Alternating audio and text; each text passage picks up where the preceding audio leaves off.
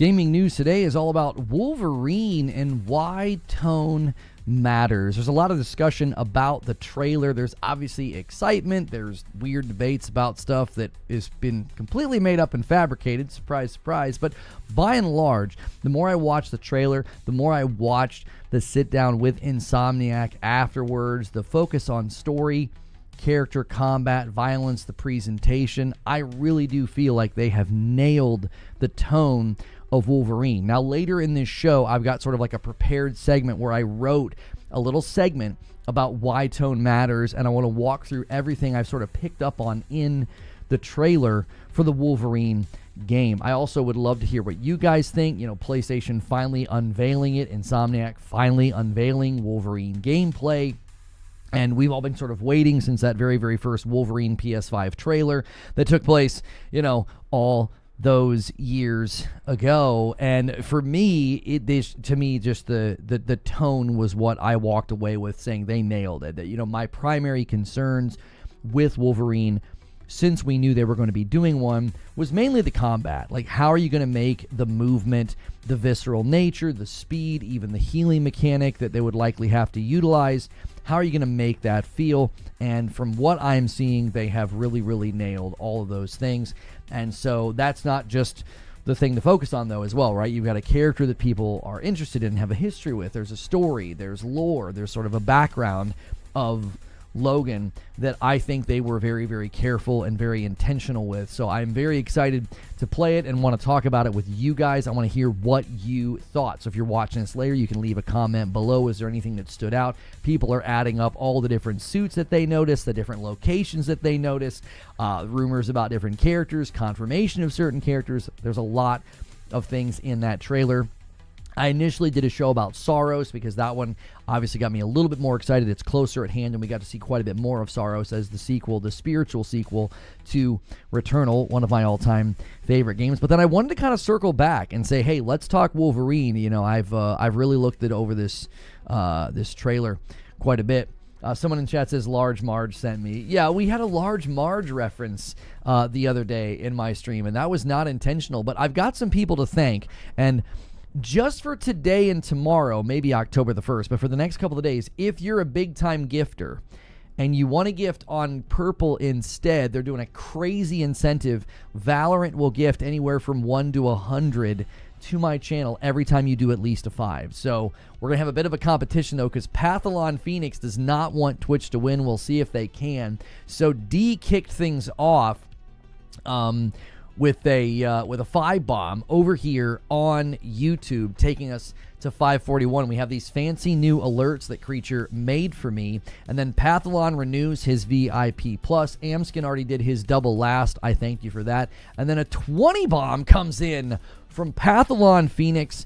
I owe each platform a single member now. Purple got us to 25, and now YouTube has gotten us to 50. 1030 Cloud Gaming hits 34 months and says, Morning Lono, great day for gaming. Indeed it is. And then another 5 is going to come in from Wired Rope over there on Purple, and then a bonus comes in from Valorant to put us at 69 already on the week. Nice. So thank you guys so much. We are going to run another stretch goal this week. If you hit the first stretch goal, we'll do community game on Saturday. I could even do the Returnal challenge that somebody suggested. If we hit a stretch goal beyond that, I'll do a special stream of just the Returnal challenge where I have to pick up everything within reason. We'll set parameters and rules because you don't want to just like die from picking up too many things. Thank you so much, Joker Quinn, for bumping the line and rounding us out to 70. We are now exactly 5 away from the next milestone. So thank you guys so much. Good morning, good afternoon, and good evening. We haven't even really started the day yet. Let me pause the thing that nobody likes over there on YouTube. It kind of interrupts us. Hit that like button while I have those paused. It's a great way to help out the channel. It's a great way to help out this video, find more folks. You know, what would you gauge your interest right now, you know, in the Wolverine game? How did you like the trailer? How did you like the deep dive, the casting decision that they made with Lionel McIntyre? You know, as the lead, I think that they've done an exceptional job. And I think of all of the superheroes to take on, I think he's one of the more difficult. We've always admitted that a Superman game would be pretty tough, but I think Wolverine was a pretty bold choice as a hero because Wolverine gameplay is going to naturally feel like, well, wait, what exactly are we doing? Are we going to be like bear running everywhere, so we feel somewhat fast? Are we going to be walking? And a 5-bomb comes in over here on YouTube, boom, just like that. I owe 2 members to YouTube, and I owe a single to Twitch. I'm going to hold off on Twitch until I owe 5 to see if we can't get some of those bonuses from Valorant gifting. So I'm going to hold off until I owe you guys 5 over there. So we'll see if you guys can't get us there multiple times today. How about Battlefield live action trailer making fun of COD? Yeah, that was pretty funny. I don't have much to say other than it was pretty funny. I mean, it was obviously entertaining. As a fan who was lucky enough to acquire the entire Wolverine series, I'm super excited for this game. It really makes you feel like you're stabbing a man to death and watching the life drain from his eyes. Didn't really have any criticisms of what they showed. I think my biggest concern was the movement, and they gave us a slight sampling of the movement where there's going to be instances where you use your claws to not fall off the side of a building or maybe even climb the side of a building. There's going to be leaps and moving quickly between the enemies, kind of similar to what we saw in the Arkham games. Is Marvel still working on a Blade game? No, that's relatively on topic. That's okay. As far as we know, Arcane Leon is still working on Blade. We've seen no signs of them not working on it. They just announced it, and they're heads down working on it now, and I trust them with that game. I think they're going to do a great job. I mean, the subject today, why tone matters, I think that's a huge aspect of nailing a superhero game. Like, the Wolverine game only works if you feel like it's Wolverine. Like, the reason that the Spider-Man games work from Insomniac is because you feel like Spider-Man. From the way that he mouths off to Kingpin, to the way that he swings around the city, all of those things, it just works really, really well. And I think that's something that was needed for Wolverine. He's gritty, he's angry, he's visceral. You can't have... My concern was it was just going to be kind of like a superhero game and less of a Wolverine game. Does that make sense? Like, oh, it's just a superhero game format, and now you're just playing as Wolvie instead of the other heroes that you played as up to now. The movement looked like the Spider-Man leaps from enemy to enemy. Well, I mean, credit where credit is due. The leaps from enemy to enemy is actually original to that Batman combat system in the Arkham games. I don't think that was first done in Spider-Man. Now, the speed with which he's moving does look a little bit faster because, Batman's obviously not an enhanced, human being the way that like Wolverine and Spidey are, but still, it looked really good. Wolverine might be opening the doors for the Punisher or Daredevil, other bloody Marvel heroes. I think Daredevil would be tough. I don't know. I don't know if you'd want to do you want us to experience the fact that he's blind, or would you just play as Daredevil and you just would punch as if he can see? Punisher could be good. Yo, what's good, more Megadeth? How are you? The Punisher could be good because the Punisher could be very Max Payne adjacent, very moving in buildings and diving and shooting, a lot of guns, a lot of death. Daredevil is coming to Rivals next character. I'm assuming they're not going to make it to where you can't see. Like, they're just going to act as if he can see because he can essentially see through hearing. So I don't know if they need to give you the experience of what he would visually see in his brain. You know what I mean? Because I don't know if anybody. I don't know if anybody's gonna be pining for that. At least I wouldn't. You know what I mean? I really want to feel. I really want to feel like the lights are turned out. I don't know if that would work very well unless it was a really unique version of Sonar or something. Talk about a blind playthrough. That would... Oh, gosh, that's a terrible joke. Punisher games on the PS2 were actually good. Punisher is the Marvel version of Max Payne. Trauma and all. Wouldn't historically Max Payne be more inspired by the Punisher than the other way around? I'm pretty sure the Punisher as a character likely predates Max Payne, would be my guess. Daredevil could be great in VR. Now, that's true. You could give somebody the experience of his sonar vision, his vision as a blind man in VR. That actually could be pretty dope. That could be good. Give me the PS2 Punisher game with today's tech. So it sounds like a couple of you played the Punisher games back on the PS2. Was there ever a good... I saw people promoting there was a Wolverine game back in the day. that I saw people talking about, and I actually never played it.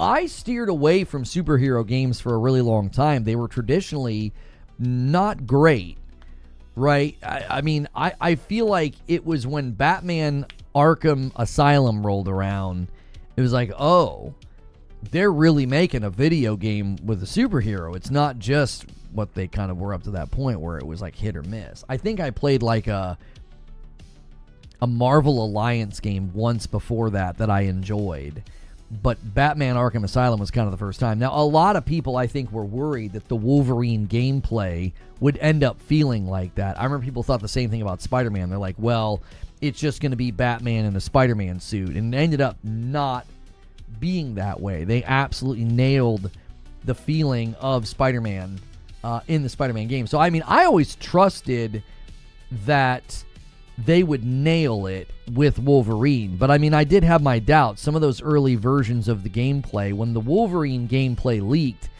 there was definitely some concern, at least, I think, even in the people that were kind of pulling for Insomniac. I think there was justifiable lingering concern that, like, they're having trouble with this. This is a difficult project because his movement and combat style are going to have to be so unique, and they're going to have to feel like him. You know, they're going to have to feel good. And I think that's always going to be a dilemma for any superhero. Like, how do you make Iron Man or Superman feel good when they can fly and zoom around so fast? Now, obviously, we got great Iron Man movement in Anthem, but I think that's always a question. Is like, well, can you do this? Can you actually make it feel like you're this person? It's my gripe that I have with this Wolverine. It's just a hack and slash on rails. Well, they didn't say that. I don't know why you would think that. He was on a motorcycle at one point. He was on a rooftop at one point. I mean, he was in group fights that didn't look on rails at all. Like, I don't know if I would describe anything in the Wolverine trailer as, like, signaling that we're going to be on rails. Obviously, for a trailer, they're going to give you, some contained experiences. Like, I'll be honest with you. I don't think Wolverine needs to be an open world game. I don't think so. If you don't have a guy who's known for his traversal, the way that like a Batman or a Spider-Man, like they're known for their traversal. Take as an example, God of War. There was a quasi open world feel to the God of War games, both 2018 and Ragnarok, but it wasn't an open world game, right? Because like Kratos isn't like known for his agility and his traversal. He's big and he's bulky, and he kind of lumbers around. Even when he runs, he's just kind of jogging. But then they gave him the sled, and it was like, and then they gave him the boat, right? In 2018. So it was like they gave you a way to get around. So obviously, if there is open world elements or open areas in Wolverine, the motorcycle is probably going to play a pretty big role there. So I'm okay with it being open world if the motorcycle is a key factor, but I'm also okay with it not. I'm okay with it being more God of War adjacent, where it's like there's open areas, there's exploration, there's places to go, and you're using your bike to kind of get around. But it's not going to be this massive open city like the way that Spider-Man or, Arkham Knight played. We've seen that Insomniac can craft a set piece wise. Let them go with the no constraints caused by the open world, for sure. A $5 super chat coming in from Alex. Excited for this game. It reminds me so much of X-Men Origins Wolverine Uncaged edition back on the PS3 and the Xbox 360, which was better than the actual movie. I think that's the one I saw that kept cropping up in people's videos that were excited after the Wolverine trailer. They were talking about, an older Wolverine game that they loved that I had actually never played. Wolverine is a guy who does what he sets out to do. He's a mission guy. We don't need to go fishing as Logan. Open world doesn't fit Wolverine. You could have open areas that you navigate with the bike and things to discover and find, but it doesn't need to be an open world. Does that make sense? Like, you could do that in God of War. Like, you could go around with the boat or the sled and find little pockets of things to do instead of just going right to the next mission, but it wasn't open world. I think there's an allowable distinction there where, you've got a very linear approach in like FF16, and then you have sort of like somewhat open world kind of in God of War, and then you have Spider-Man. I think if Wolverine lands somewhere in the middle of all of that, I'm okay with that. I don't need to be navigating some big enormous city with Wolvie. That doesn't, Days Gone with claws. Yeah, I mean, but Days Gone kind of needed the open world given the type of game that it was. You needed to feel like at a moment's notice you could have a horde chasing you, or find some pocket of they're not zombies, but they are, right? Find some pocket of zombies that you got to take out. In Wolverine, honestly, with his instincts and his senses, you could have some pretty good sequences where like he kind of has to sneak in a little bit more clandestine and like taking guys out. Not that it would be a stealth game, but you could at least have some areas and or missions where he has that as an option. So if he's, sneaking, sometimes it would make sense because that's something that he's able to do. I don't think it's going to be open world, Amskin. They haven't said whether or not it's going to be open world. I don't think it needs to be, is kind of what we're talking about. Love the t-shirt for the Wolverine. Yeah, I've got on my my Wolverine against Omega Red. I've been rocking some Wolverine shirts ever since the announcement.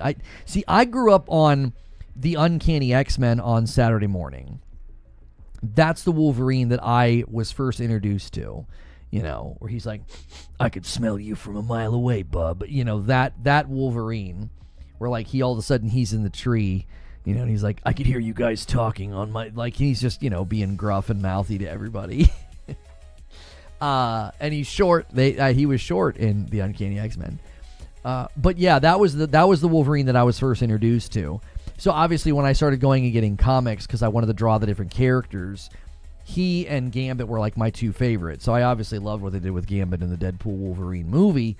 I thought that was fantastic because... that's the Gambit that I grew up with. Channing Tatum somehow embodied that, rather impressively. Because the Gambit from the comics, the Gambit from the Uncanny X-Men is very much that, cocky, mouthy, thick accent. And Wolverine in the Uncanny X-Men was also kind of like that, like always being mean and angry and flippant with Cyclops. Like that was great. So that was the Wolverine I was introduced to. X-Men 97's great work. Yeah, I've heard. I need a Cyclops game now. I don't know if a Cyclops game would work. I mean, I'd be really interested to see how they would approach it. Like you'd almost have to go. I wanted you to have to go like top down so he could perform like a twin stick shooter, and I don't know if that would be as popular. X-Men Origins Gambit was better. All right. Are you sure about that? Are you sure about that? Man, I'm just teasing. If you guys are just tuning in, we're talking about the Wolverine game, my reaction to the Wolverine trailer. I've got like a little script prepared. If you guys are going to be gifting members for the next 2 days, the Purple Platform is gifting a random lottery of like 1 to 100 anytime you do 5 or more members. So if you like to drop those 5 bombs, maybe just for the next 2 days, consider doing it over there on Purple. Or you can take it personal and you can make it to where they don't win. YouTube currently has 36 and Purple has 39. So we'll see where we end up after the next couple of days. Children of the Atom was the most fun X-Men game. Cyclops was awesome in that. Let Insomniac touch Deadpool, please. They would nail a Deadpool. I mean, the thing with a Deadpool game is it would be a very, very multi-game adjacent game. There'd be elements of his combat that would feel like Spider-Man, Batman, Wolverine. Let him do stuff with the swords. Let him do stuff with the guns, obviously. I mean, there's a lot you could do with him as a character, and that would actually be a pretty robust combat system if they did it right. You'd need entire skill trees for the guns, explosives. You'd need entire skill trees for the swords. You'd need entire skill trees just for just basic fisticuffs, because he's a good fighter even without weapons. I don't know. That would be pretty good. Wolverine, the concern was always, at least in my book, like, is Wolverine gameplay going to feel good? Because it's like, it's basically just a guy who's really fast with claws and can heal. You know, how is that not just going to feel like, you know, Batman or Spider-Man with claws? You know, we've already got really good superhero video games that are very melee based. You know, Spidey gets really gadgets based, which is, I think, is really enjoyable, and so does Batman, and their gadgets are very different. So based on everything I saw in the Wolverine trailer, I was like, I think they nailed it. I think this is exactly how I would have envisioned it. Like, if you could hook my brain up to a computer and was like, well, what do you think a Wolverine game should look like? What they showed is basically what I would have pictured. Wolverine should be wide linear like God of War 2018. Yeah, we were just talking about that. Like, I don't think Wolverine gameplay is going to be open world. I think it'll be more like open area, something like what we saw in 2018. Because I think that is a very good example of excuse me. That's a very good example of a game that didn't need to do open world, but they gave you like a taste. You know, there's really linear games, obviously, like FF16. I don't necessarily want it to feel that linear, especially given their sequences where we're going to have the motorcycle. Well, you're giving a guy a motorcycle, you got to give him room to take that around, right? Roads, you know, open areas, maybe even some wooded areas. Like, you got to have a, you know, even urban settings and stuff with the bike, I think could be really good. Just put Deadpool as a DLC character in Yote. That won't change immersion one bit. Oh, no, yeah, that wouldn't be... That would be totally normal, yeah, for Deadpool to show up in Yote. I want to see what they could do with the fourth wall break if they did it. Oh, if they brought Deadpool? I actually have a physical copy of the Deadpool game. I remember that game. I remember I played it for like an afternoon, and I wasn't the biggest like Deadpool fan back then. I liked his art style, and we always liked, you know, his look and his feel. And I had a lot of Deadpool shirts, and then I ended up with a lot of Deadpool emojis. But like, the game didn't do anything for me. Like, I played it for like an afternoon, and I was like, nah. I think that was back when I played a lot of Destiny too. So it was like, I just went back to Destiny. I'm a peacock captain. You gotta let me fly. That's right. Insomniac normally does their own stories inspired by the comics. I don't see them following that story whatsoever. If it follows X-Men origin story, Deadpool is going to be the final boss. It's not following a story. Yeah, if you listen carefully, the Wolverine game is very much going to be their take. But the really good thing that they say, and this is something that, like, really, I think, preemptively silences a lot of the haters. And I know they're trying to run with their narrative, and they're trying to run with their nonsense. I say let them continue to make it clear that they don't know what they're talking about, and they're just sort of grifting, right? I say let them. I don't even think you need to counter them, engage with them, or debate them. I don't think you even need to do that. I think the best thing to do is just let them keep doing what they're doing, and nature will run its course, okay? They said in the Behind the Claws video, they did everything they can to capture and respect and be true to Wolverine. Then, after they felt like they had done that, they wanted to bring sort of their own Insomniac sort of stamp on it, like, so that you know this is an Insomniac game. So I think that's the correct way to do things. It's like, we really wanted this to be true to the Wolverine experience. Like, what would it be like to be him and to play and, run around and cut people up? But they also want to add, like, their flair. I mean, they've got a way of doing things. Like, I think they've earned some trust with the way that they handled Spidey 1, 2, and Miles.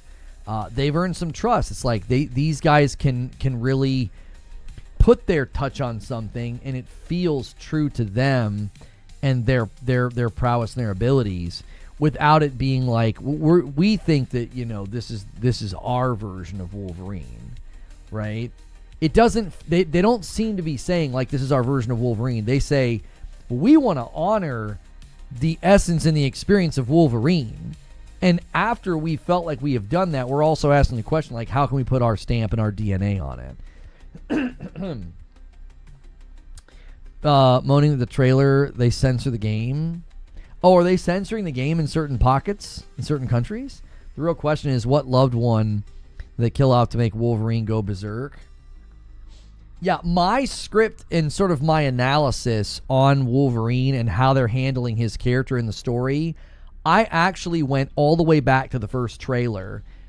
And I think they've been nailing the tone since the first trailer. It was really subtle in the first trailer, but I'm going to talk about how that very first Wolverine trailer really set the stage for the story that they even painted in the new trailer, as well as their Behind the Claws video that they did, where they were just sort of talking about the game and talking about, how they wanted it to feel.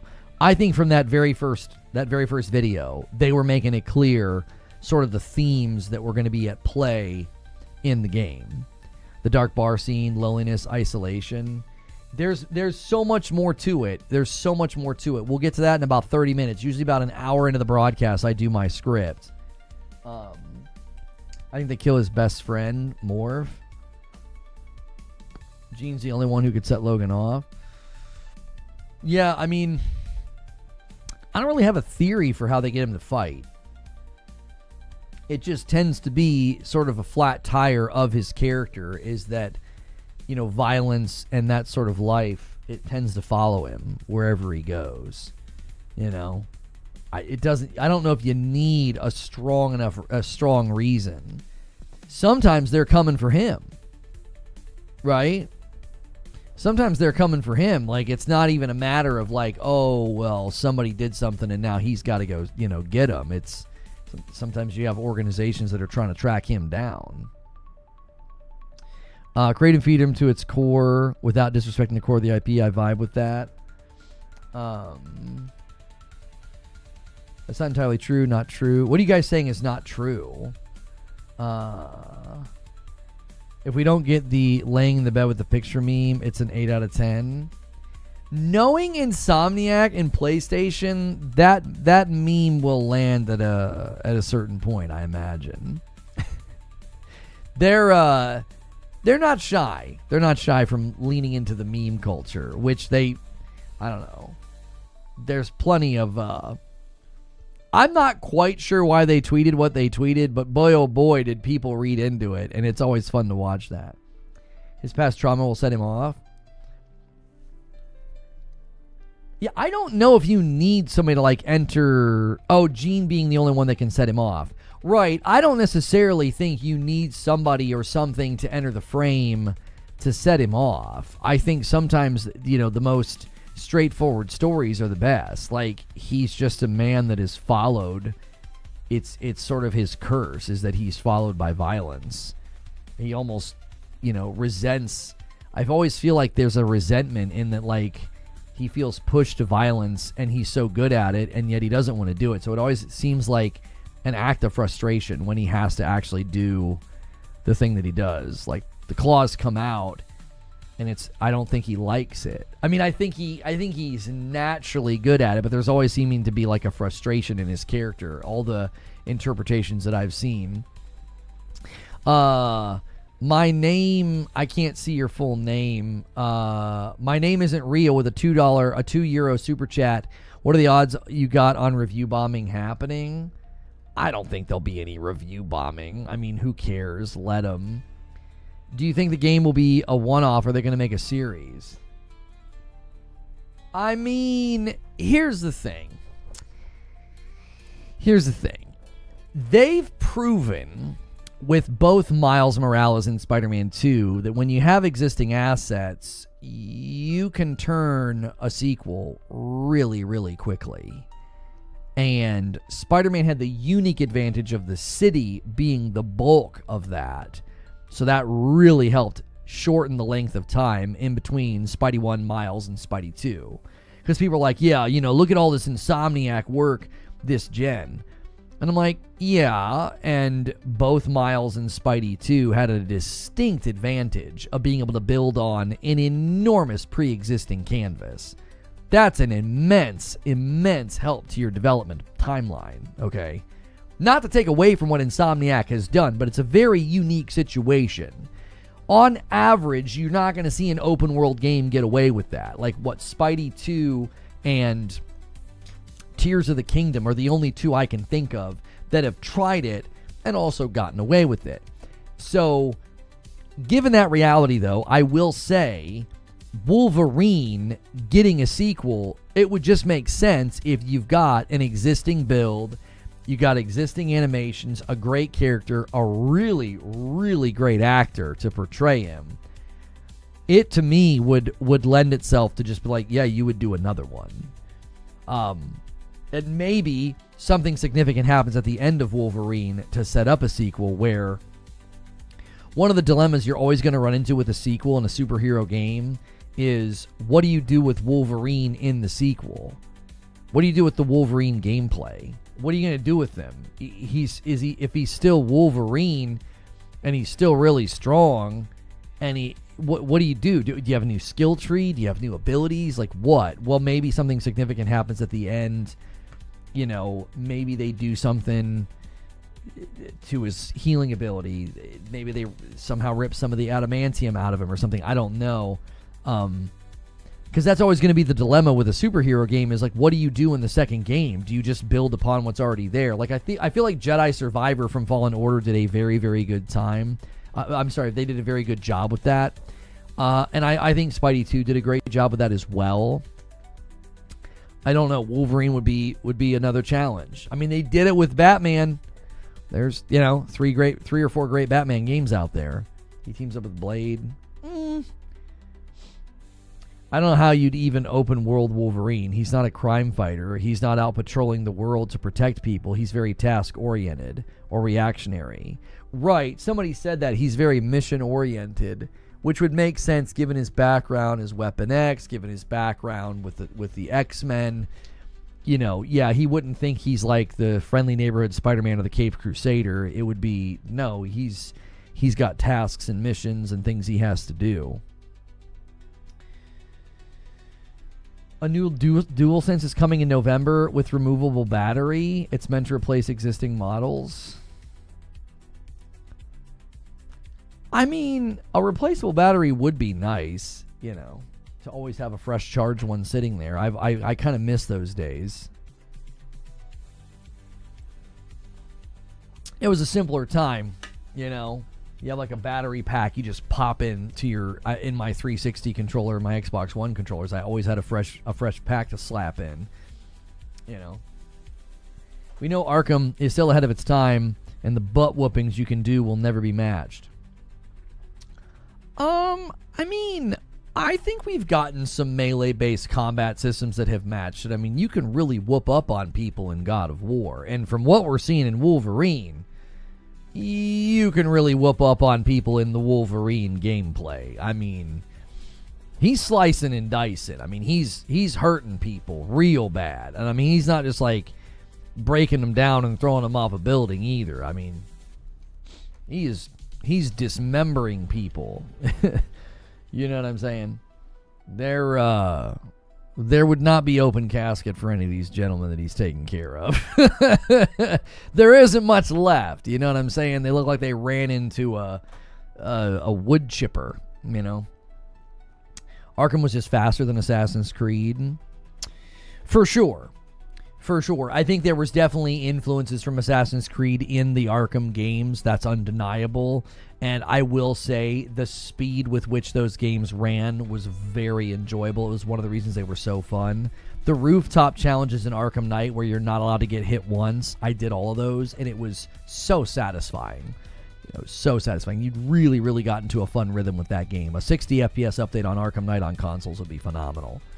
Lord of the Rings with the Nemesis system had amazing combat too. I remember enjoying the combat system in the Mordor games.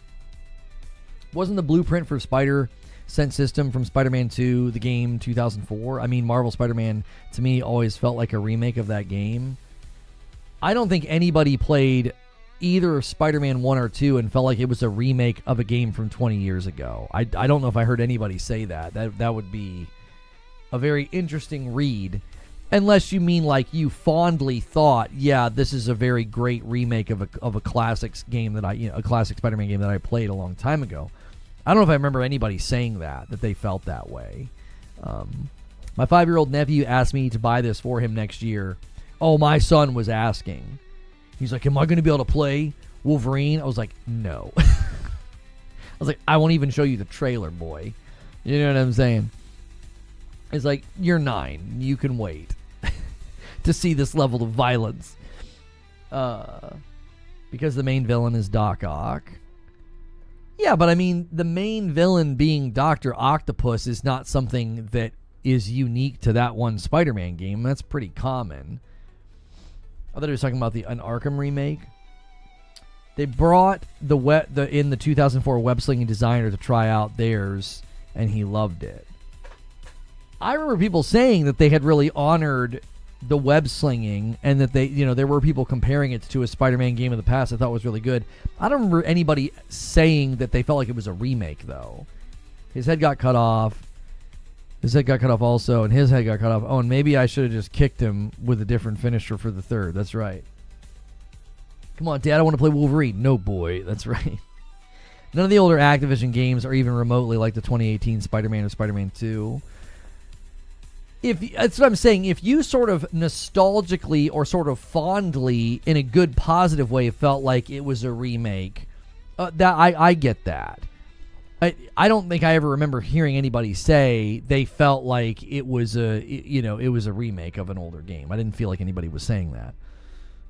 I mean, I could be wrong. So there's 430 people here. Says music uploads. He says drop the like. Yeah, y'all. There are a lot of you here. Hit that like button. I wonder if there's an alternate reality where instead of Doc Ock, I'm not saying that.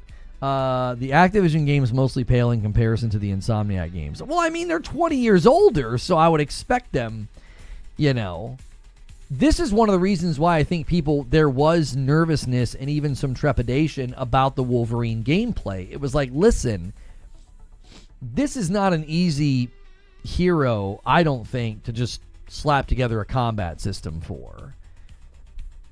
Because he's not just visceral and violent. He's somewhat limited in what you could let him do. He's not going to be zipping around the room like Spider-Man, but he's also not going to be like, clambering around with a grappling hook or hiding or getting up on ledges. Like, he's going to have to be pretty much frenetically in your face, which they even talk about that with the key art, the cover art. They actually talk about that in their Behind the Claws video, and I'm going to talk about that as well when I've got a little script written here about how I feel like the tone is so important in a game like this, and I feel they nailed it from everything they've shown. Just the initial trailer to now is a very complete package. It all feels very harmonious. If you're interested in the Wolverine game, guys, we do a lot of different gaming coverage here. Thanks so much for tuning in. Make sure you hit subscribe and the bell button. That way you don't miss these talk shows. We will be playing Yote this week as well. We'll obviously be playing Wolverine when it comes out. Thank you, Punisher Matt, for 26 months and Member Plus. Wolverine looks great, but man, I need the Last of Us team to do the Punisher. Let me add a total here. That puts us to 76. We got cool new alerts to celebrate, and the Purple Platform's doing a huge incentive. Anytime you gift 5 or more, we can randomly get 1 to 100 bonus members, and we've already received, I believe, 7 today. No, 7, 8, 9, maybe more. I think we've received almost 10 bonus members over there from the incentive that they're running. They're running it the next 2 days. They'll most likely have a game mechanic that reduces Logan's healing, like a drug or something. He was definitely in that one guy's face. Oh, for sure. There's a guy trying to beat Silk Song with a saxophone instead of a controller. There's a lot of ways to beat games now, apparently.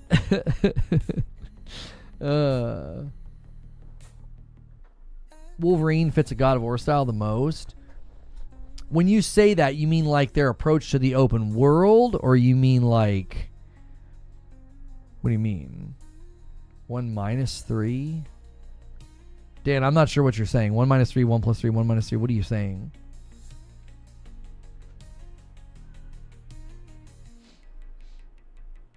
Oh, the approach to the open world. Yeah, I think the Wolverine game is going to have to approach it that way. I don't think you're going to be able to just like roaming around some big city. I don't think it'll work. That's not an ideal situation for a character that's not known for... Like, he wouldn't be known for that. He wouldn't be like roaming a city, you know? Just like, is everything okay here? Like, you know what I'm saying? Like, he's not going to like kick the door and be like Wolverine, you know, crime detective, or listening to police scanners or anything like that. Like, that's just not really his vibe. Like, he would be more mission oriented. He would find information, he would find out who's behind something, and then he'd go and take them out, you know. That would be the general setup that I would expect from him. Not one of like just like roaming an open world. I'd say Wolverine is a hands-on guy. He is. He is. A bike for certain situations. Yeah, I wonder if you're going to have the bike for certain missions, or if there's going to be sections of the game where the bike is sort of like how the boat or the sled works in God of War. Like, are you going to be in situations where the bike becomes your means of transportation and sort of like traversal, but it's within a given set piece or a given area? Not quite like Days Gone, but like, or is it just going to be missions? I would be more inclined to have areas where you're using the bike for traversal, but I'd probably be also okay if they're like, no, there's just a couple of missions where you use the motorcycle to like chase guys down. Because in the one, it looks like the motorcycle's not even going to make it. It looks like you're going to end up ditching it and having a fight. Like, you're not going to stay on it for very long. Like, you're kind of chasing down, and it'd be one of those classic scenes where you like, you know, you kick it off and jump. He's not the vigilante type. He's more of a Solid Snake guy. Let's not even talk about his huge jump leap he be doing. What do you mean? Are you mean in a good way, like he does a big jump leap? I'm not sure what you're saying. Chaser escape scenes. Yeah. I'm curious if they go beyond just that with like the motorcycle. What is this bike? What do you mean, Zoob?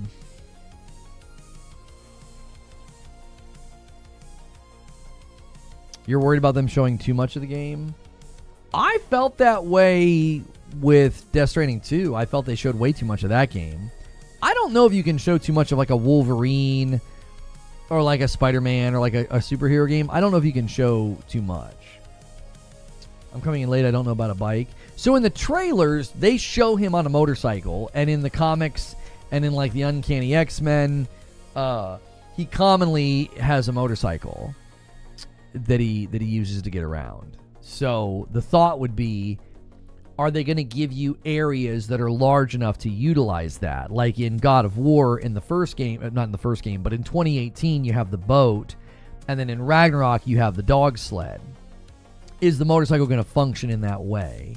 Or is it just going to be like missions where you're on it and then that's kind of the end of it? Can we ride the motorcycle into a helicopter like in the movie? Right. I wonder if we're going to have the X-Jet, since we're going to be in 3 different places around the world. Yeah, I don't know if they're going to use this to set up the alleged X-Men game that they were potentially considering or scoping out doing.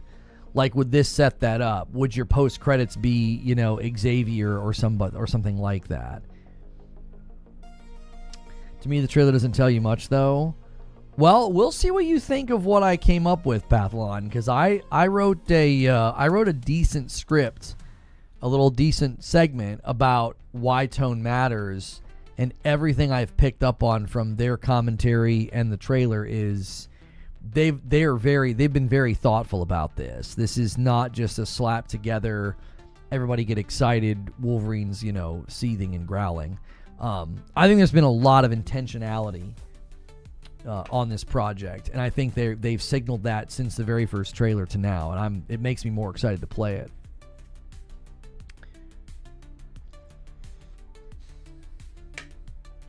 Wolverine absolutely was a detective at one point. Time to brush up on comic knowledge. The diehards will skewer you for not knowing this about Wolverine. Yeah, Wolverine Noir. Sorry, no, yeah, he was a crime detective once. I got the vibe that the bike is like a set piece for chases and stuff. That's very possible.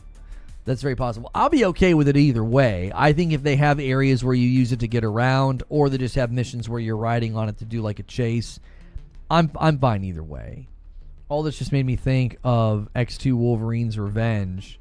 That was a really good game. It encouraged stealth, and Wolverine got damaged really easily.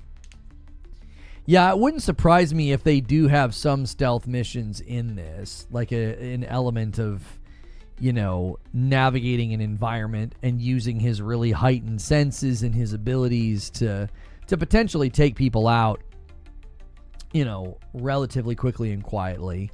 Especially with his ability, they're letting him be pretty visceral. So, you know, with his ability to remove somebody from their own head, I would imagine, I would imagine they're gonna have some sections like that. Maybe you saw this, maybe not. Oh yeah, there's an expansion coming to Cult of the Lamb. It's as big as the original game, maybe even bigger. Yeah, I mean, I would say I need to see more, because my wife and I had fun with that, but then the game kind of didn't run great after a while. It was like, almost like we had too much stuff on the screen. Mary Jane stealth mission vibes. No, not like Mary Jane Wick. A €5 super chat from My Name Isn't Real. Do you think other characters will get a solo game? And if so, who? Hulk would make sense with both Spider-Man and Wolverine. They could do a crossover. You're very welcome. Maybe you didn't know. I think I saw a trailer for it a while ago, Raven. I don't think I saw them claiming that it was bigger than the original game. That's kind of crazy. Thank you again for the super chat. My Name Isn't Real. There's a risk here, obviously, of doing just gonna keep doing superhero games. Now, obviously, there is a lingering concern, a teeny bit, that like Insomniac is super talented, and because they're so good at the superhero genre, they're basically going to get stuck in this rut for the rest of time. Like, they're going to do a Wolverine game, then Venom, then Spider-Man 3, and around that time, it's going to be time for a Wolverine sequel, you know, or X-Men. And I feel people might say, golly, like, what a shame to have them only ever really working on Marvel property. I agree, and both also don't agree with that. Like, if that's what they're really good at, and Disney and Marvel want the stuff made, and the consumers want the stuff made, maybe that's just the path, you know, for them. While that is, you know, somewhat disappointing to be like, well, that's all they're going to do now. I can see both sides of the coin. I can see the business element. I can see the demand element from the market, you know. But I also could see a lot of companies saying, well, we need to do a superhero game. We need to do a superhero game. You know, you can end up with too much. You can. You don't want like every other game announcement to be a superhero game. So as far as like other characters that would work well in like a solo superhero project, you know, I think starting over with a completely new direction and voice cast for Batman would work. You know, I think you can always do Batman again. I don't think that would be, you know, necessarily like out of left field. I don't think you could do a Superman game.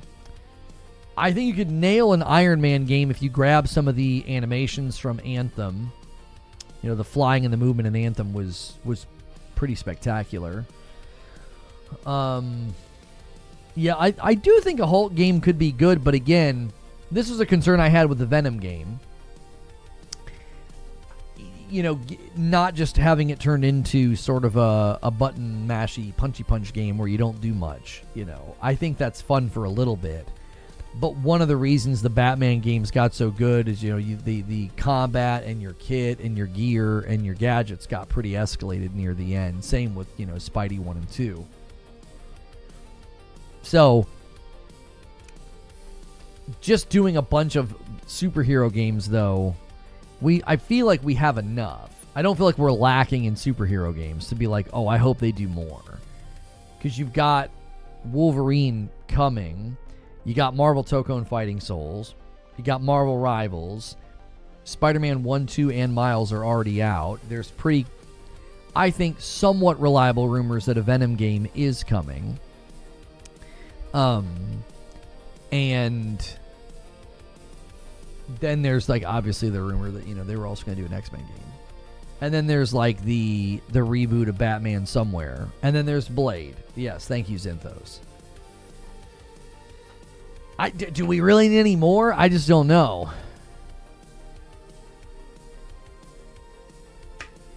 I don't know if we need any more. That seems like a pretty good amount to me. In the midst of all of that, there's plenty of other good games coming out.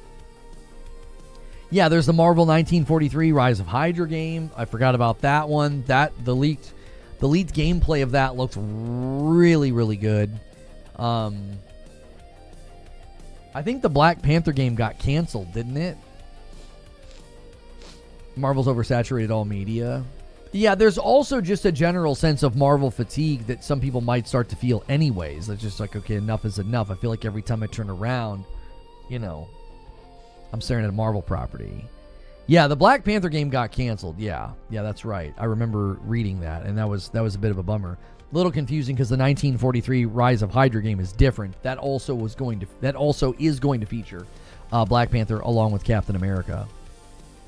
Ultimate Alliance 4, please. Yeah, I played one of the Ultimate Alliance games way back in the day. I think on my 360 is where I played it. That was a lifetime ago. 2026 peak PS5 life cycle.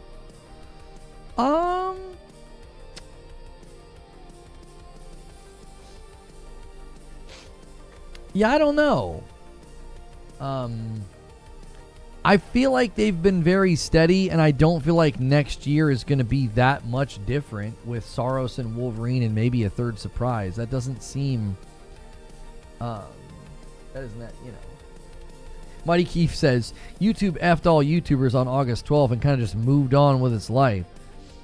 Yeah. That's one of the reasons we've tried to foster extra content and goals and user support, because you cannot rely on these platforms. You know, you can't. A lot of people right now are pushing Patreon.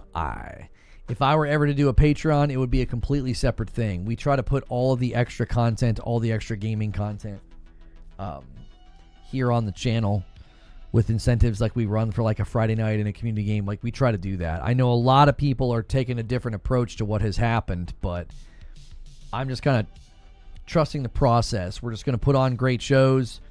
My next big project is going to be on Yote. We were going to do Expedition 33, but my next big project is going to be Yote because I didn't want to split my attention between the two. So fully devoted to that in the coming weeks. After that, it'll probably be Expedition 33 as far as the big project, like the deep dive thing that we did with Tsushima. And so I'm just going to trust the process and just continue to kind of put before you guys, listen, this is a fan-funded channel, so when you gift, you renew, you upgrade, that's how I'm able to do this. You cannot rely on these platforms at all. The Avengers game would have been so much better if you were able to switch between the characters. I always liked the Avengers game, the Ultimate Alliance game, for like a weekend romp, you know. And then I was usually like kind of like okay, I've kind of seen and heard everything. You know, it gets a little repetitive, but was still fun. Like, I remember, I think, couldn't you play it co-op? I feel like I played it with one of my friends, or maybe I played it locally with Madam.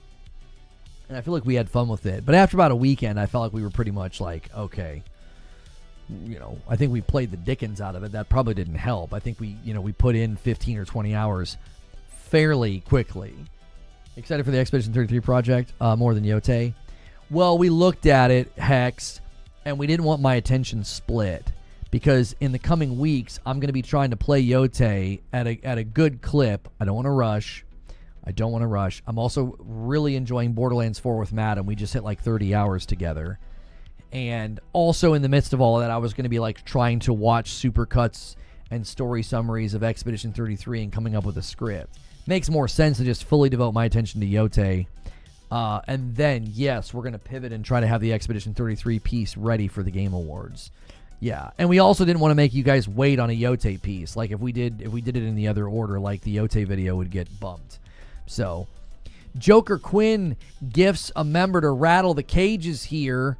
It's now 38 to 39. Remember, today for the next 2 days, if you gift 5 or more on purple, I get bonus 1 to 100. It runs like it's like a lottery.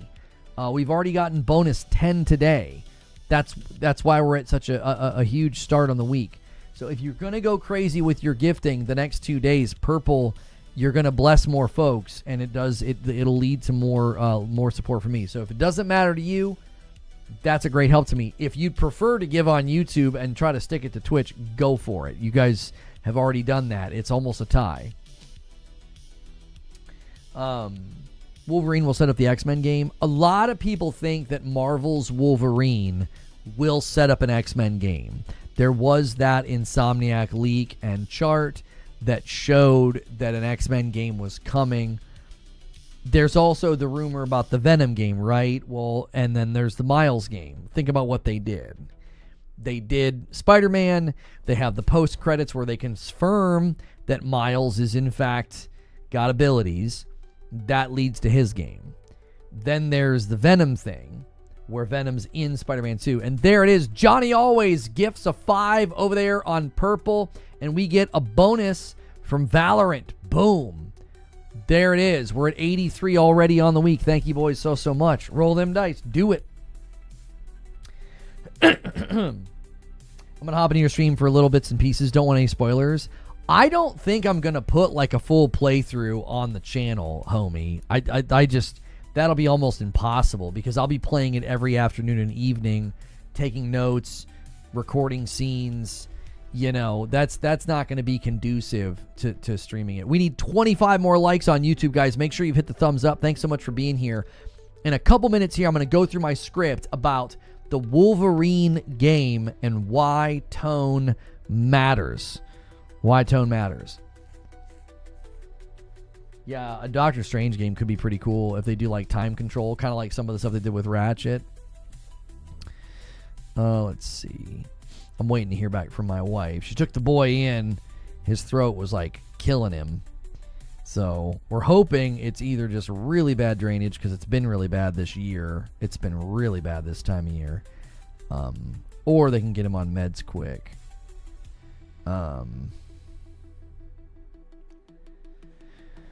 Sony's hitting gold with these games. Yeah, I would say they're, because somebody just asked a little bit ago, like is next year going to be their peak year? I think they've just hit a very steady cadence where we get 2 to 3 games a year, 2 to 3 first party and or exclusives a year, and I think that's fine. I don't think I've ever expected more. It'd be great if we got more, but like given how full the year is anyway, is it really a problem if it's only 2 to 3?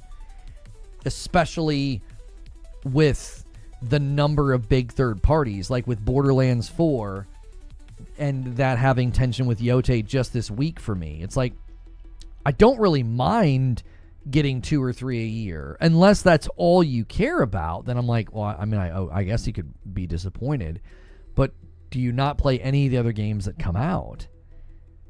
Do you know what I'm saying? Like, I feel like sometimes that conversation gets framed in a really weird way. I'm like, so you bought a gaming system to not play any of the other games that come out? Like, I don't get that. Like, to me, if a system earns your purchase and your engagement, are you not going to then use it for basically everything that comes out that you're interested in? I think some of the people that complain, I think their complaints are just if they bought it just for that and they game somewhere else. It's like, okay, I get it, but you're not the majority.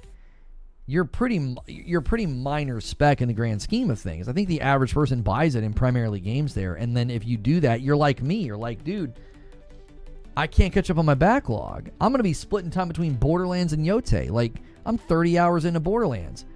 We're having so much fun with it. We're taking our time. I will not watch a second of you playing Yote or refuse to have my first experience of the game be watching it. I don't take any offense to that at all. I would do the same thing. Thanks for the gifted sub, says Boomer. I was away and noticed I got gifted. Thank you again. What a great community. Thank you so much, Boomer. I appreciate you being here, man. There's an incentive going on right now on Purple. 5 or more gifted members, and you get a raffle for bonus members, 1 to 100. Valorant is doing that. Spider Sensible submits a question with the question command. Not a lot of people use this command anymore, but this is available to you guys as a member. Spider Sensible says, do you think more games should do teasers within their current game to hype their next one, like Venom and Spider-Man 2, or does that just waste space for what they could do for current players? I mean, I don't think so. I don't think that's Venom's primary purpose in Spider-Man. I don't think his primary purpose is to, like, hype the next game. If anything, it's not really hyping the next game because the next game's Wolverine. It's not like they had Spider-Man in a post-credit scene, like, walk into a bar and get cussed out by Logan.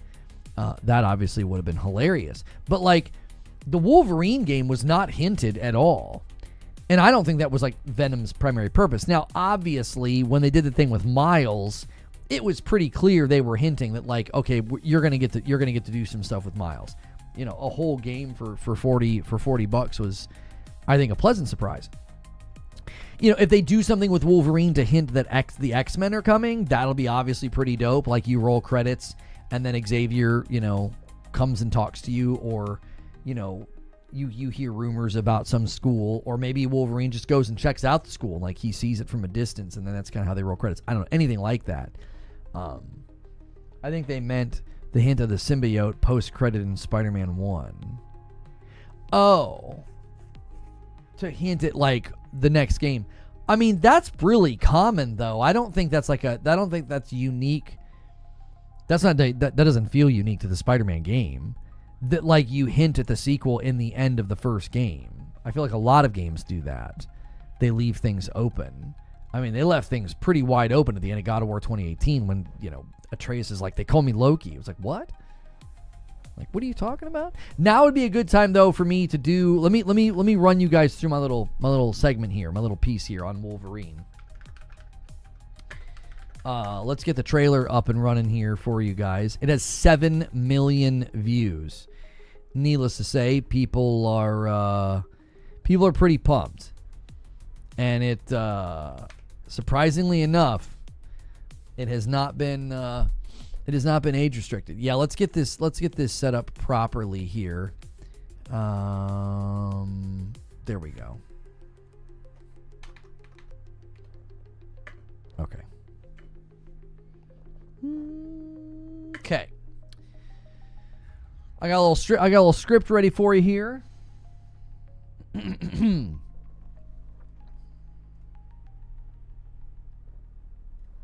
When it comes to a game like Wolverine, I think the tone matters a lot. Probably more than anything. Whether you're dealing with the story, the character, the combat, the violence, the presentation, all of that, I think, has been nailed by Insomniac. And this is going to be a pretty deep dive and a lot of reflection on just a pretty short trailer, but also there was the extra video they did behind the claws. So I wanted to talk about those things: story, character, combat, violence, and then lastly the presentation, and why I feel like Insomniac is nailing the tone for Wolverine. Let's just talk story. So every good story has crisis, struggle, and resolution. That's kind of the flow of all good stories. And the crisis and the struggle for Wolverine is that he never seems to be able to sort of escape what he embodies, and he reluctantly, sometimes seemingly, embodies violence. He doesn't really see himself as a hero. Violence and trouble tend to follow him wherever he goes. I think this is a really fitting tone for the character and his game. I think if they had a game where he was just sort of doing the hero thing, it would not have worked. When we were discussing this in my live stream, we were sort of debating on whether or not this would be an open world game, and we all sort of landed on the same conclusion that it really wouldn't work as an open world game. And if they do it, we'll obviously have to check and see if that is something they decide to do, because he's not the Caped Crusader. He's not friendly neighborhood Spider-Man. He's not like taking care of a city. He's more of a mission, more of a job oriented character. And I actually think just based on this trailer, that seems to be what's going on. He doesn't seem to be in one place. He doesn't seem to be like roaming cities and streets and things like that. That doesn't seem to be the focal point, okay? And I actually think the first trailer really hinted at this tone. Now, if you remember the first trailer, it was sort of a teaser, right? We didn't know much about it. We didn't know what was going on. And I think that very first trailer hinted at this tone. The bar's destroyed. Wolverine's just sort of sitting there trying to enjoy a moment of peace. But even after the fight, somebody comes up from behind wanting to continue fighting him, almost as if like it's hinting to you the cycle of violence is not really giving him any peace. He's always going to be sort of followed. Even once the fight is over, he can't just sit down and enjoy a drink. Somebody's going to come up behind him and want to perpetuate the fight. So from the very first trailer, I feel they have hinted that the tone of the game is going to be not your cliche hero story, but one where violence follows a man who can't seem to escape it, which naturally leads into the next thing I want to talk about, the character of Wolverine. He obviously needs grit, he needs anger, but not in like a cliche way, like where he's just like running around being an angry brute. He's almost animalistic, and I think they nail this in the trailer when he rips the one guy apart and he's almost viscerally looking around like a snarling animal. This, I think, is part of the character. If he was just sort of, running around screaming and yelling, we've got plenty of games where we do that. This is more of a visceral, animal-like attack and, posture. But also, there is a deeper, almost broody side to the character, and that does seem present. He says things like, I'd like to say I'm not a violent man. No matter where I go, death's always waiting, just not for me. That's the type of reflection, and that's the type of sort of like internal dialogue that deepens a character beyond the cliche, beyond him just sort of being angry, running around and slicing and dicing. Him actually going through sort of a thought process of like, this doesn't seem to be like just like the fact that this violence follows me everywhere. And there's almost a reluctancy and an anger when he's lashing out. His anger doesn't seem to be purely based on who he's attacking. There also seems to be sort of a deep-seated anger there that he wishes it didn't have to be this way, right? You get this in the comics, you get this in the cartoons and the movies as well. The embodiment of Wolverine's character arc is actually pretty unique if you think about it. His healing ability is used to turn him into a weapon. The juxtaposition, I think, is very interesting if you kind of analyze it, right? Something that could have been used to help cure diseases or bring a lot of good is used to make a weapon, is to make a mechanism of violence. And that violence is sort of thrust on him, and it really makes his character feel not just angry about his past, but angry at what's continually forced in his lap, as it were. The violence and the killing feels almost like an act of frustration at even having to do it. And the closing line, I think, really cements his outlook. He's not a hero. He's Wolverine. He doesn't see himself as a superhero, as a hero, as somebody to be like, admired. He's taking on the moniker of an animal. I love the tone for the game. It's not just going to be some throwaway action game, but one with the character and journey that I think is going to feel thoughtful and meaningful, which comes to the combat. This is one of the more bigger concerns I had about a Wolverine game. It's got to be fast, visceral. It has to be really violent, and they did not hold back. There's dismemberment. There's killing on par with like Mortal Kombat fatalities. There's an entire blood system built specifically for this game so that you feel like you're literally chopping people up into bits. And with the narration and the character and the story and the tone, the violence doesn't feel glorified. It doesn't feel like it's gore for the sake of gore. His blood-stained, blood-drenched clothes in his face, it really does feel, I think, coupled well with the tone where violence is following him. It stains him. It marks him. This doesn't feel like some gore flick, right? Which comes to the presentation, which I think is hugely important here. Insomniac understands presentation.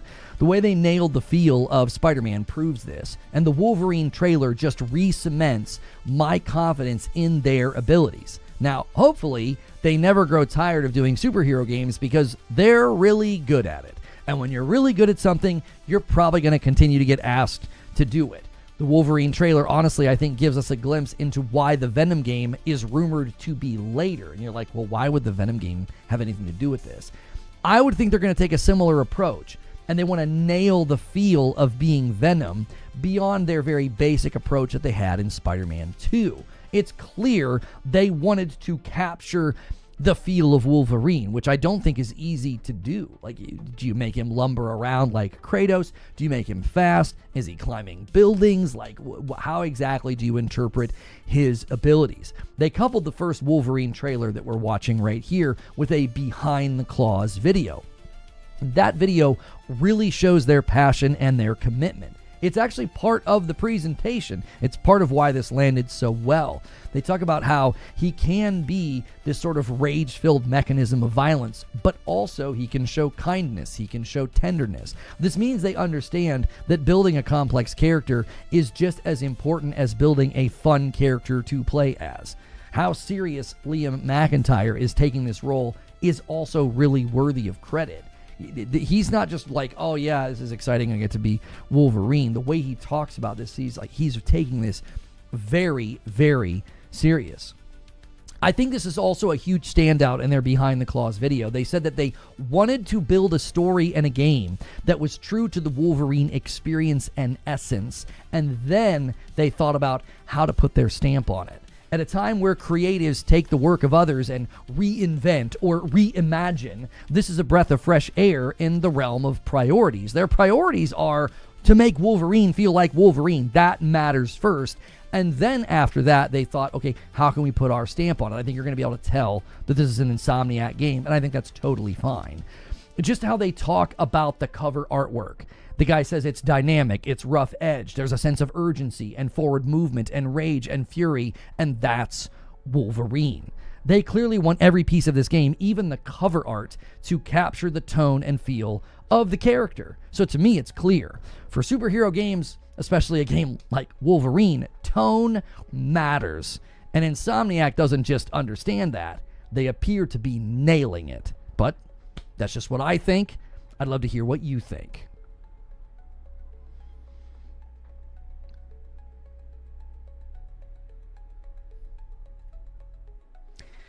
And Ganks comes in with 54 months on YouTube and says, Wolverine Game of the Year. Thank you so much. Hang on, I got to add this. There we go. Whoops, I didn't have the goal up. There we go. So that's what I came up with after spending a lot of time yesterday watching the trailer, watching their, Behind the Claws video. And I was like, they've nailed this. They've got it. They understand tone and they understand priority. I do. I think at a time where creatives get those things backwards, they're like, well, we really want to make our mark. We really want to put our stamp on something. They're like, no. We wanted to get the essence of the experience of Wolverine.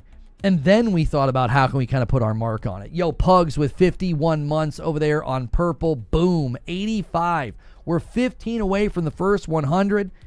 Every 5 gifted or more on Purple is a chance to get bonus gifts from Valorant. They're doing a big push the next 2 days.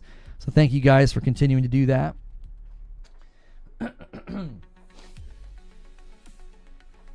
I'd like to start to bring more analysis like that from trailers and reveals and things, if possible.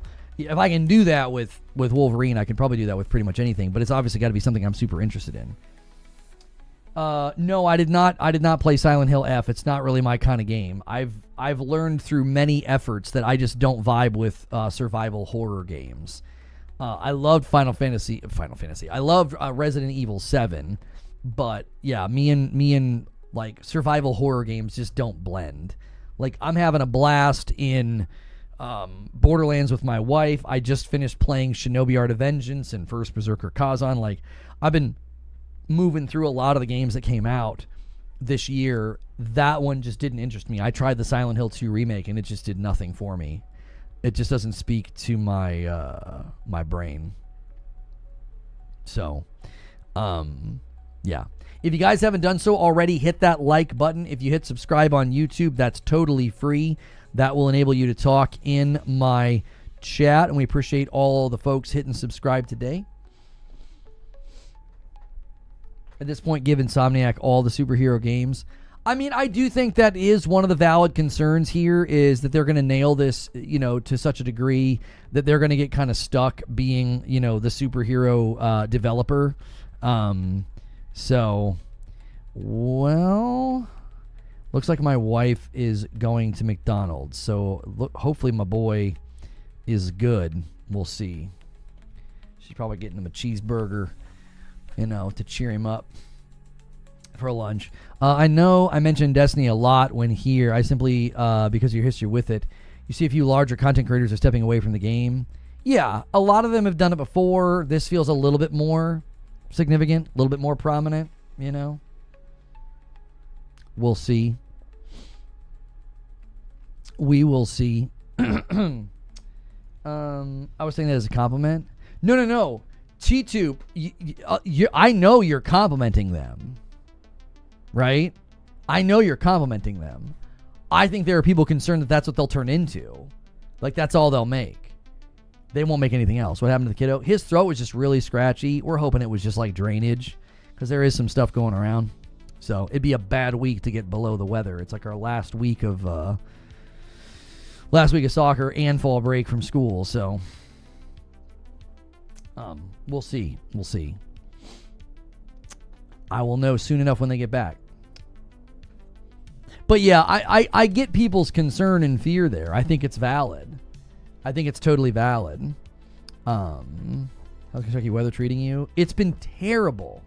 Air quality has been the worst it's ever been. I've lived here for 23 years, and it's bad. It's bad. Like, we're all feeling terrible and coughing and feeling awful. And it's like,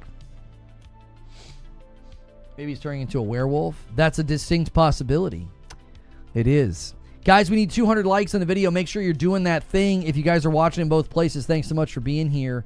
We've been talking Wolverine. Soccer season, how's it going? My boy's in second place out of 10. His team's in second place out of 10. The team in first has the same number of wins as us. They just have one tie and we have one loss. So that's why they outrank us by one. I don't know if they're going to give us a bye in the tournament. I think they did that last year because there was like 13 teams. So I think they gave like the top 3 or the top 1. I think they just gave us a bye last week because we were number 1 out of 13. This year there's 10 teams, so I don't know if there'll be a bye for the tournament. I think we might play in the very first game. I'm not sure how they're going to do it. They're crushing it. We have the most points in the whole bracket. They've been insane. We had a shooting gallery on Saturday. It was insane. It was 13-12. It was an absolute shooting gallery. Like, our defense just couldn't keep up with this one kid, and their defense couldn't keep up with us, and it was just goal after goal. Do your boys support a pro soccer team? No, it's just a pickup league. I'd love to get my son into some like official coaching because like he's actually really good. Just like naturally, he needs like real coaching, but. We'll get another Ratchet probably in 10 more years. I mean, that's the concern, right? With the Wolverine game, there's rumors of a Venom game. There's rumors that the Wolverine game is going to be setting up the X-Men game. Are we ever going to see another Ratchet?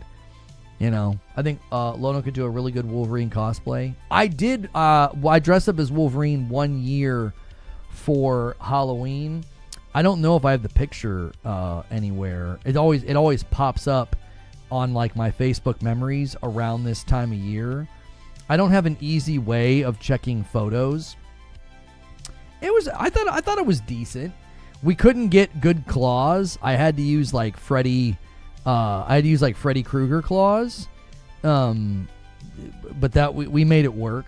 It literally was like the cheapest costume that I've ever done, because what I basically did was I just styled my hair, put on a flannel and a leather jacket and jeans and claws, and that was pretty much it. Because, Wolverine, like, if you're going to do the actual outfit, the blue and the gold, or the classic, sure, you can definitely go the distance with the outfit. I kept the cost of the outfit down pretty low. I didn't have to buy much of anything. Your hair's Wolverine's. I actually was able to style it like the Wolverine from the comics is what we did. If I scroll far enough here, I might actually be able to find it because I know where we were. Like, I know what duplex we lived in when we took the picture, because I'm in the kitchen of the old duplex that we used to live in. It was before we had kiddos too, so I know to scroll past like all the baby pictures of my kids, because we didn't have them yet. We have Wolverine at home. That's right. Chronos gameplay, you ever deserve it? Review it? No, I don't like survival horror games. I played it for an afternoon and they're just not my jam. I think the expectation that there's been people that are critical of me because like I don't play every single game that comes out. I don't even know how many games I've rolled credits on this year, but I've played a lot of games this year, and I play and finish games that I enjoy. And if I'm not enjoying a game, I just put it down. I think it's a weird expectation to like, they have this ideal in their mind. I don't think there's a single YouTuber out there that does that. I don't think there's a single YouTuber that literally plays and reviews every single game. I think that's a very selective form of criticism that's more driven by like a sycophantic obsession with me. I don't think it's genuine. Like, I don't think they're like, well, this YouTuber over here is more of an authority because they actually play every game and review every game. That's like not a thing. And a lot of the way that the outlets do reviews, like the big outlets, a lot of the ways that they do reviews is you have like an entire team of people. So people will be really angry and they're like, well, this outlet gave this an 8 and this a 9. And it's like, well, they're completely different people. It's not the same. It's not the same person. It's an outlet with like an entire staff. As one person, it's like, I play as much as I can. I cover and stream as much as I can. Like, and when I land on a game that I'm not enjoying, I just put it down. I don't do this thing that people do where you just keep going and keep forcing it and keep pushing it. I just don't do that. How can you have an opinion on games if you haven't played every game ever? That's generally what it feels like a lot of the times, where it's like if you haven't literally touched every single game in existence, then it's like somehow a problem. Okay, I found it. Hang on. I gotta crop it and I'll put it in the Discord and then I'll show it to you guys. I knew if I scrolled long enough I could find it.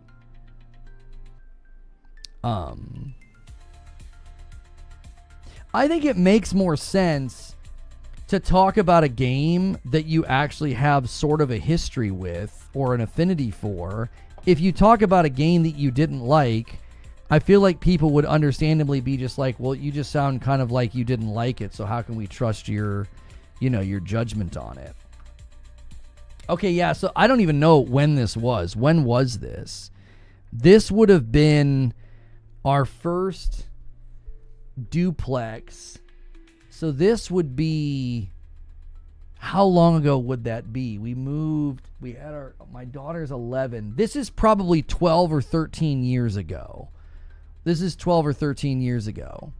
You see the Freddy Krueger claws? Like, this is a budget costume. That's my jacket. That's my flannel. That's it. That's 13 years ago, roughly, where I was Wolverine for Halloween. The Freddy Krueger claws really bring it together. They really bring it together. It would have been nice if I actually had like really good claws. It would have looked a little bit better.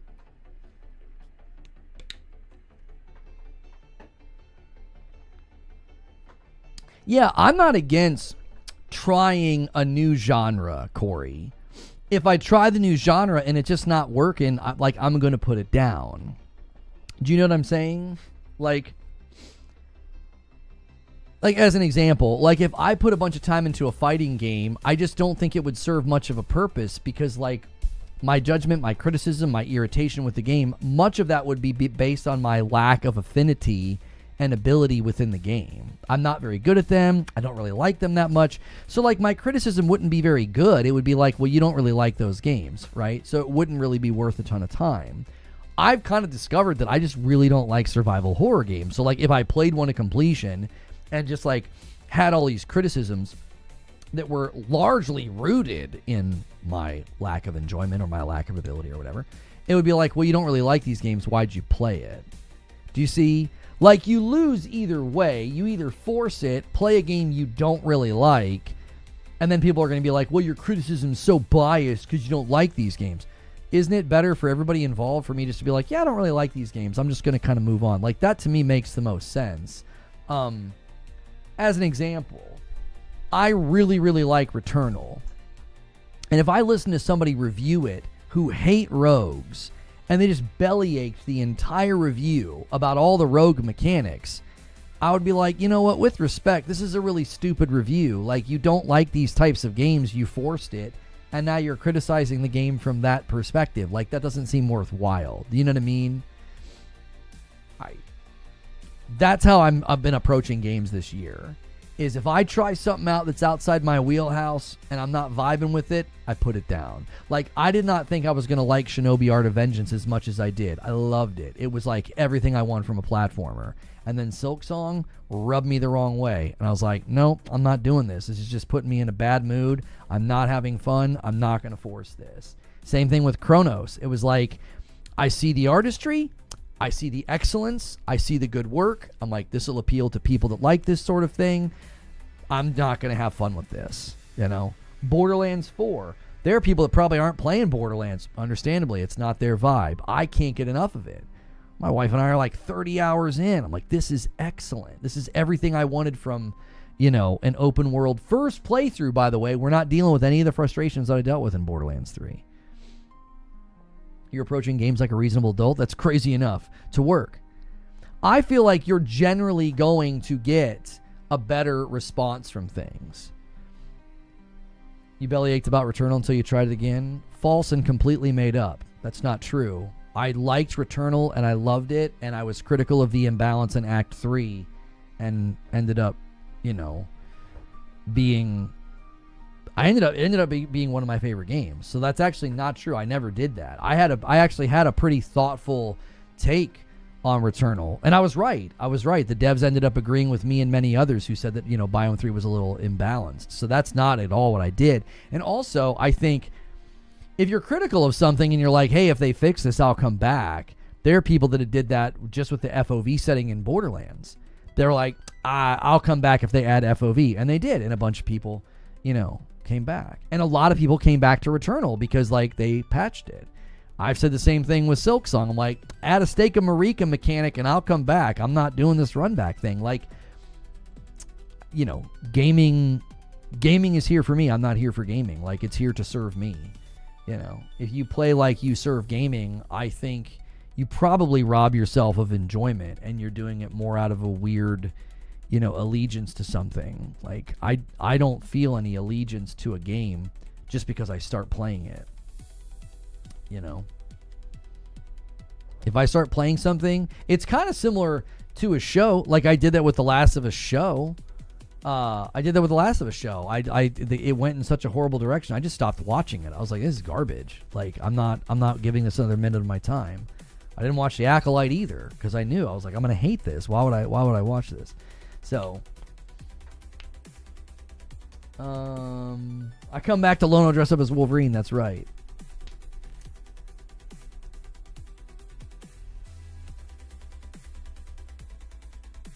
Yeah, it plays like that, Pugs. Yeah, Silksong does play like Hollow Knight. Yes. Yep. Which should be expected. It's a sequel. Like, I would expect nothing less. I need to see if my daughter's still down here. I am baking in the office. Give me a second.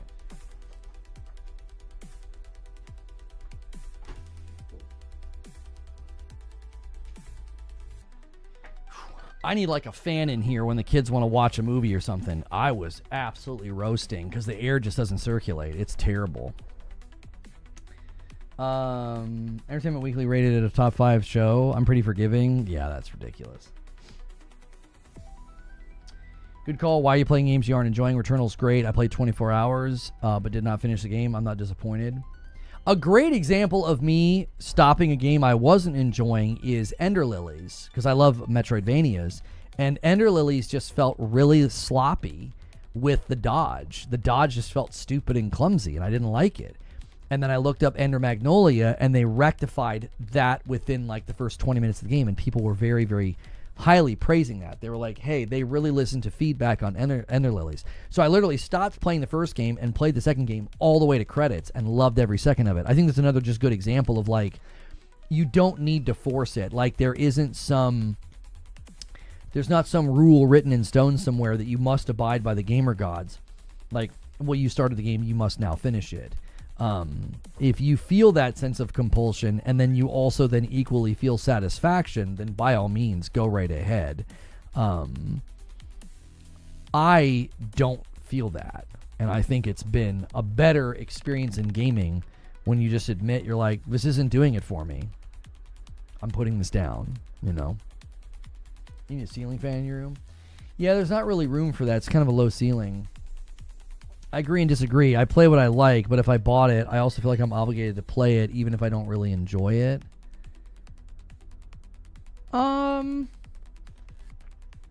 Yeah, I mean, if you're really choosy with your purchases, though, you're probably not going to run into that all that often.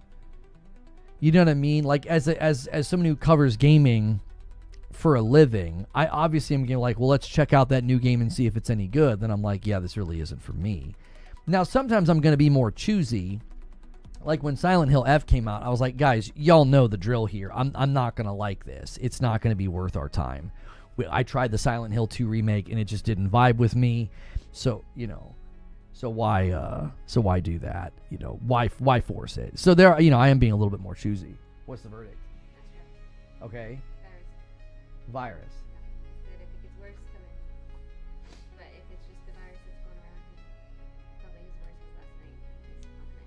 Okay. Any other symptoms? Contagious? So yeah. Then we might all get it. But that's it though, just scratchy throat, that's it? Did he say there's anything else to watch out for? Oh.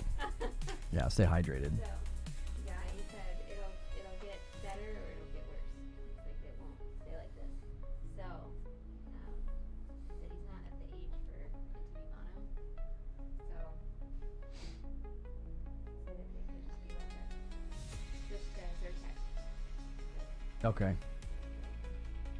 Okay. Does he have a Siggy? No. They weren't worried about that. There's just some scratchy throat virus going around. It's like, it just seems more annoying than bad. It's like he was just really annoyed and couldn't sleep.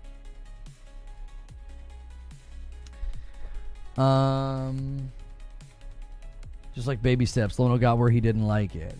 Oh no, I told you guys from the outset, I was like, this is a game that you literally buy to stream a couple times, have a couple of those bad moments, and then you just never go back. Like, I didn't go roll credits on Jump King or Getting Over It either. Like, or Chained Together. Like, that's not what those games are designed for. Now, some people can do that. Like, that's their thing. That's their identity. That's their brand, is to, like, rage play the game until they beat it. Like, they know the game's going to make them rage, right? That's like part of their brand. Like, that's not really what I do. I would never be like, yep, we're going to play Jump King until I beat it. Like, that would last 2 hours maybe. And then I'd be like, no, I quit. It's just, that's not something that I get, you know, enjoyment from. I got really far and fell down the entire mountain via mudslide, like 90 minutes of progress gone. I couldn't believe it. Yeah, I wouldn't be able to do that. Yeah, I wouldn't. Like, it's a fun game and surprisingly actually very satisfying within the platforming of the character. But, yeah. Now, I wonder, can you, like, force quit the game? Because you get to those checkpoints where, like, it goes back to his room and then you click continue. Can you get checkpoints in Baby Steps? And, like, if you fall like that, can you, like, force quit the game and be back where you were? Or does it immediately save wherever you are? You're not built for that kind of work. It would be awful. It really would. Like, I don't have the temperament for it. Like, I just don't. My fuse is shorter than my stature. I can't take it. I just get angry. I'm like, this is so dumb. Like I'm gonna blow a gasket. You trying to save scum baby steps? I mean, you get all the way up there and you make one wrong move and you're like, dude, I don't want to go all the way back up there again. I had the mudslide happen to me too. I was trying to talk to the dude in the booth. No, the IGN critic said it opens up right where you quit. I love that. Oh, I love it. Did you see this? No. The cactus that sent me flying. Hang on. No, I've not seen this.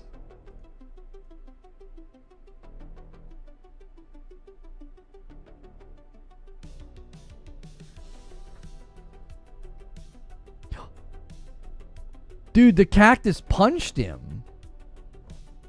So there are cacti that are alive? Oh my gosh. Try baby steps drunk. That sounds like a terrible idea. That sounds like an absolutely terrible idea. Have you started watching Twisted Metal yet? It surprised me. No, we've not. We've stopped watching all of our shows. All we're doing now is playing Borderlands.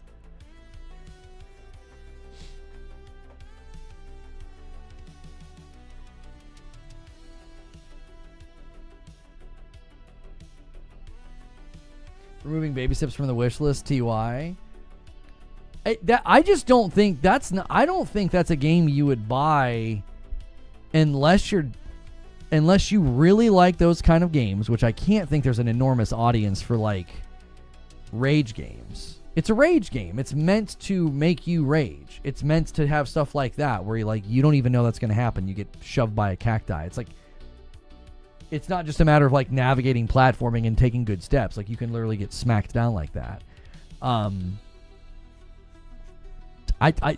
It seems like it's primarily built for, like, YouTube and streaming culture to watch somebody have pain. I wasted money on far worse things in a bad game, and a lot of the time what is considered bad has to do with the timing when you engage with the game. Sometimes that can have that can play a role. Yeah, for sure. Sometimes that can play a pretty big role. Like, if you're not in the mood for certain things, man, game can put you over the edge. Big time. Guys, we're gonna have to bail. We're this is not productive. We're so far off topic. We've got to bail. I'm sorry. We're gonna hurt ourselves, because what's gonna happen now is folks are gonna click on a Wolverine video. We're an hour and a half in, and we've talked about everything not Wolverine, which I expected. It's so hard right now to do variety gaming coverage when, like, there's something like a single topic that I want to say. I couldn't go multi-topic today because I didn't see anything that I really wanted to talk about. I didn't want to talk about the EA thing. I don't want to talk about all the Xbox stuff. So this was the other major thing I wanted to talk about, but we got to get out of here. This is super unproductive. So this is a great reason to be a member. I've got to make these calls someday where it's like, I can't sit here for the next hour and a half and be off topic. It's really, really bad for the video. So yeah, we got to go to Green Room, which means you need to be on Member Plus. This is a great reason to upgrade. I got to cut the day short on days like today. Nothing I can do. I don't have control over the news cycle, and I definitely don't have control over, like, if people are over the topic. Like, we got one or two things on Wolverine. I feel like we did a good job, but I don't expect you guys to stay on topic for the rest of the day. That's not a fair expectation for you. Okay.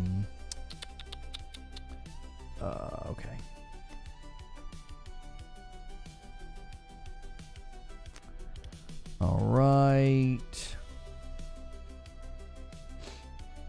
This is a great reason to upgrade and support the channel directly. There are some days where we end up going to Green Room really, really quickly. And this is one of those times. Tokyo Game Show didn't really yield big results. It didn't. Outside of Saros and Wolverine, which we've kind of done that already. We didn't get huge results from Tokyo Game Show. It caused a big gaming news drought, and then nobody really dropped anything major. So, all right. Okay.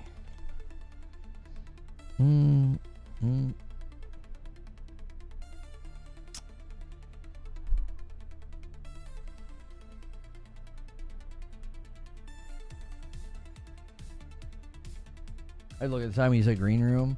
I mean, we're an hour and a half in, and we're killing the video. Like, we went from getting really, really good results to terrible because we jumped off topic super fast. And I tried to veer us back multiple times, and I can't do it more than a handful of times. It just doesn't feel organic. It starts to feel really, really, like, forced. And I don't want to do that. If folks want to talk about other things, I don't want to keep steering the convo back. YouTube's just in a terrible place right now with what we try to do, so I'm not going to spin my tires and lean into their bad decision making. I've got to make decisions that are protective of what we do. They've made it really hard to do variety, so we started doing single, but the problem with single topic is you get off topic and it hurts you. So all right, this is going to be a Green Room segment. If you're watching this later, you missed the live show. We went to Green Room a little bit earlier than normal. Gaming news dried up on us pretty quick. And we tried to do a show on Wolverine. It was a great show, but after about an hour, about an hour and a half, we were not talking Wolverine anymore. So I didn't want to belabor the point. That's actually pretty bad for the video. So I'm going to end that video and redirect folks over, and then I'm going to change that thumbnail. And then